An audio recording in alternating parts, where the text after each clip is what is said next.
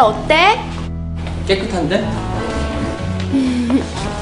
자, 등기부랑 토지대장도 확인해봤고 저당권이 설정돼 있는지도 확인해봤으니까 이제 정말 계약하는 일만 남았네. 왜? 문제 있어? 아니, 뭐 그런 건 아니고. 확실히 확인해봤는데 왜 그래?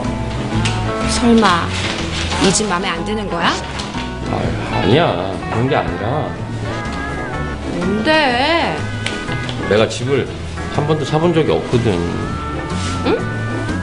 어떤 절차에 따라서 계약이 체결되는지 잘 모르잖아. 집이 한두 푼 하는 것도 아닌데. 부동산에서 다 해주는 거 아니야? 그거야 그렇겠지. 그래도 그 전에 우리가 꼼꼼하게 따져볼 사항이 더 있지 않나 해서. 아까도 우리 실수할 뻔했잖아. 하긴 자기 얘기 들어보니까 좀 그렇네. 어떡하지?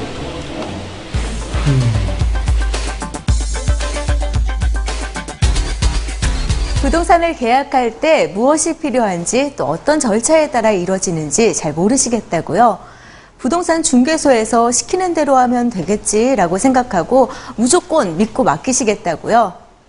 부동산 매매 계약서의 작성 요령, 지금부터 자세하게 알려드리겠습니다. 부동산 매매 계약서의 작성 요령에 대해서 말씀드리겠습니다. 부동산 매매 계약서에는 무엇보다 매매하려고 하는 부동산을 정확하게 기재해야 합니다. 등기부 등본을 보고 동호수까지 정확한 주소를 써넣어야 합니다. 또한 매매 대금과 지급 시기, 방식도 분명히 기재해야 합니다. 계약서에 중도금과 잔금을 송금할 계좌번호를 명시해두면 나중에 그곳으로 송금을 하면 대금 지급이 분명해집니다. 또한 등기 이전 일자도 명확하게 하고 만일 근저당권이나 전세권 등 부담이 있는 경우에는 그런 것들을 언제 말소해 줄 것인지 분명히 적어두셔야 합니다. 당사자들이 매매에 대해서 협의를 하면서 서로 다르게 이해하는 경우가 있습니다. 나중에 그런 문제가 불거지면 애초에 생각지도 않았던 분쟁이 생기거나 손해를 보는 경우가 많습니다. 그럴 때에는 부동산 계약서가 강력한 증거 자료가 되기 때문에 계약서 내용을 확실하게 해두는 것이 좋습니다. 부동산 매매 계약서를 작성할 때 반드시 지정된 양식을 따를 필요는 없습니다. 매매 목적물과 당사자, 대금 등 필요한 사항을 적어 넣으면 유효한 계약서가 됩니다. 다만 처음부터 스스로 계약서를 작성할 때에는 빠뜨리는 사항이 나오기 쉽기 때문에 표준 계약서를 이용하시는 것이 편리합니다. 인터넷을 검색하면 양식을 쉽게 구하실 수 있습니다. 부동산 계약을 할 때 스스로 해도 되지만 시간을 절약하고 실수를 없애기 위해서 중개업소를 통하는 경우도 많습니다. 부동산 중개 수수료는 법 규정에 상한이 정해져 있는데 매매의 경우에는 0.9%입니다. 이 범위에서 시도별로 조례로 정해놓고 있습니다. 예를 들어 서울의 경우에는 5천만 원 미만인 경우에는 0.6%, 5천만 원 이상 2억 원 미만인 경우에는 0.5%, 2억 원 이상 6억 원 미만의 경우에는 0.4%입니다. 그러므로 4억 원의 주택을 중개업소를 통해서 매매하면 수수료는 4억 원 곱하기 0.4%, 즉 160만 원이 됩니다. 또한 부동산 매매 계약과 관련해서는 부동산 실거래 가격 신고 제도를 아셔야 하는데요. 부동산을 매매한 경우에는 계약 체결일로부터 60일 이내에 실제 거래 가격을 부동산 소재지 관할 시, 군, 구청에 신고해야 합니다. 이 제도는 과거 관행적으로 이루어졌던 이중계약서 작성 등의 잘못을 바로잡고 부동산 거래를 투명하게 하기 위해서 도입되었는데요. 원칙적으로 계약 체결일로부터 60일 이내에 신고하면 되지만 주택거래 신고지역에서 아파트를 매매 대상으로 한 경우에는 매매계약 체결일로부터 15일 이내에 신고를 해야 합니다. 중개업자가 거래계약서를 작성 교부한 때에는 해당 중개업자가 이를 신고해야 하는데요. 신고된 부동산 거래 가격은 허위 신고 여부 등에 대해 가격 검증을 거치게 되고 거래 내용 및 검증 결과는 국세청 및 시군, 구청, 세무부서에 통보하여 과세 자료로 허용됩니다. 무신고, 허위 신고, 지연 신고 등으로 신고 의무를 위반한 매도인, 매수인 및 중개업자에게는 500만 원 이하의 과태료가 부과됩니다. 부동산에 대한 매매계약 체결에 합의한 후에는 매매계약서를 작성하는데요. 이 계약서를 작성할 때는 매매 목적물, 매매 대금, 대금 지급일과 소유권 이전 일자 등에 대해 명확하게 명시해야 합니다. 이때 매수인은 매매계약 체결의 증거가 되는 계약금을 지급하는데요. 통상 대금의 10% 금액을 계약금으로 정합니다. 부동산 중개업자를 통해 부동산 매매 계약을 체결할 땐 중개수수료와 실비를 부담해야 하는데요. 중개수수료는 해당 지자체로부터 교부받은 요율표를 근거로 해 거래 금액에 그 금액에 해당하는 요율을 곱해 계산합니다. 예를 들어 서울의 경우 4억 원의 주택을 중개업소를 통해 매매를 하면 거래 금액 4억 원에 0.4%를 곱해 160만 원이 수수료가 됩니다.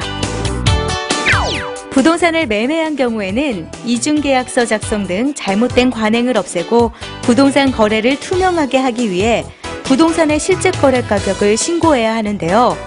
계약 체결일로부터 60일 이내 실제 거래 가격으로 부동산 소재의 관할 시, 군, 구청에 신고해야 합니다.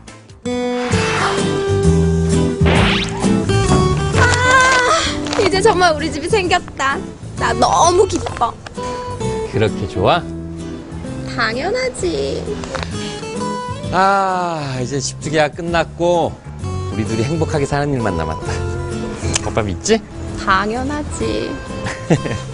나는 말이야, 커다란 침대가 있는 방에서 햇살 가득히 받으면서 하루를 시작할 거야.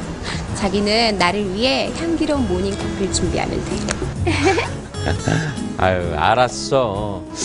일주일에 적어도 하루쯤은 내가 꼭 모닝커피 대령해 줄게. 사랑해. 근데 꼭 아침 햇살 받으면서 일어나야 돼?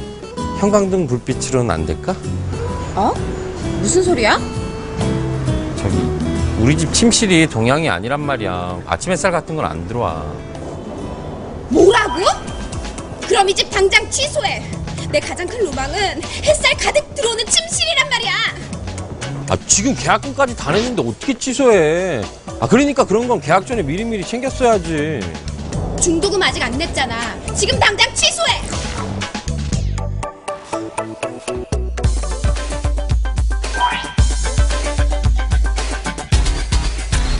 고심해서 어렵게 고른 집, 계약금까지 다 지불했는데 지금에서야 집의 단점들이 하나둘씩 보인다고요. 심지어 계약을 파기하기 원하는 이 예비 부부, 어떻게 하면 좋을까요? 변호사님, 이럴 경우에 계약을 취소할 수 있는 건가요? 매매 계약의 해약에 대해서 말씀드리겠습니다. 원칙적으로 계약금만 지급했을 때는 해약을 하는 것이 가능합니다. 물론 그 경우에 계약금은 돌려받지 못합니다. 만일 매도인 측에서 해약하려고 한다면 이미 받은 계약금에 그만큼의 금액을 더해서 돌려줘야 합니다. 예를 들어 4억 원의 주택을 매도하면서 4천만 원을 계약금으로 받았는데 해약을 하고 싶다면 8천만 원을 반환해야 합니다. 흔히 부동산을 매매할 때 대금은 계약금, 중도금, 잔금으로 나누어서 지급합니다. 그런데 중도금은 특별한 법적인 의미는 없고 잔금의 일부라고 할 수 있습니다. 계약금만 주고받았을 때에는 아직 해약이 가능하지만 중도금까지 지급한 이후에는 잔금의 일부를 지급한 셈이기 때문에 해약을 할 수 없습니다. 그렇기 때문에 해약을 할 가능성이 있을 때에는 중도금 약정을 하지 않고 계약금과 잔금으로 나누어서 지급하는 것으로 약정을 하기도 합니다.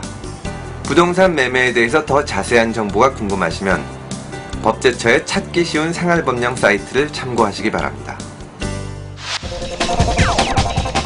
일반적으로 부동산 거래를 할 때는 계약금, 중도금, 잔금의 형식을 취하는데요. 계약금은 매매계약 체결의 증거가 되는 것으로 통상 대금의 10%를 계약금으로 정합니다.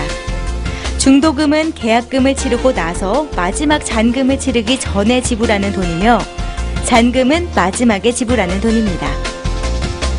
매매계약의 당사자는 상대방의 계약 의무 위반 등을 이유로 일방적인 의사에 의해 계약을 해지할 수가 있는데요. 하지만 중도금까지 지불했을 경우엔 계약을 해지할 수가 없습니다.